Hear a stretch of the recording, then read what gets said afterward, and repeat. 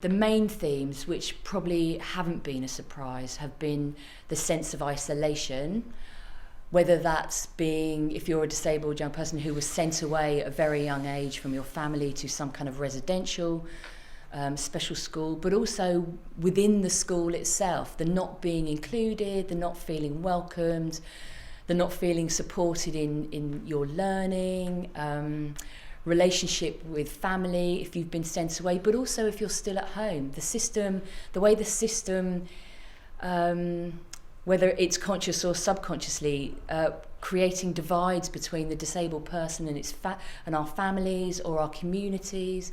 I think the lack of aspiration for our potential, the focus being on somehow fixing their impairment, this normalisation process, I mean, none of which was a surprise for us. I guess for me, the surprise maybe has been just how consistent those messages have been right across those. I mean, if we're talking 100 years, this is like the last century. I suppose I felt really passionately that these were voices that nobody was hearing, you know. People talked about segregation and they talked about isolation, they talked about being institutionalised, all of these things, but we never really heard from people themselves, you know, and, you know, politicians were making all kinds of decisions about people's lives, you know. Life was kind of evolving with that voice being missing.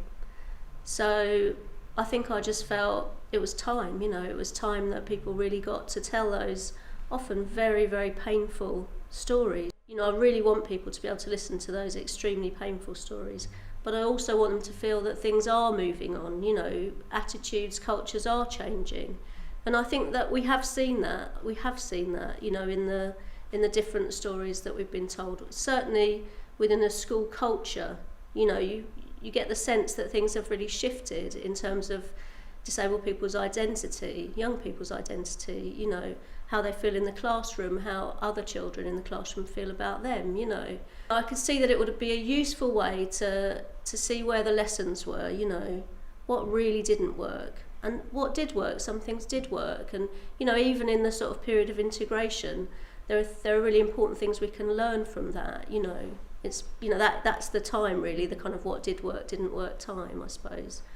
And still even today, you know, inclusion's not perfect, so we have good examples and bad examples, and, you know, that's all useful.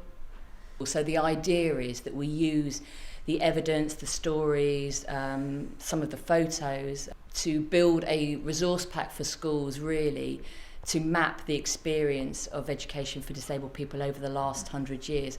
It's an invisible history. There's nothing currently in the national curriculum for disabled and non-disabled students to understand our history or our culture. There's a really important thing about disabled people themselves telling their stories, their narrating their lived experiences. I think that's really crucial, and that must be listened to, and I think that this provides a platform for people to listen to that. Whether researchers and policymakers will then take the steps to listen to that is real crucial, because what is in the face of all this is the dominance of professional viewpoints about, you know, what disabled people should be like. So kind of there's that the lasting impact is there is an opportunity for people to listen to disabled people in a significant way.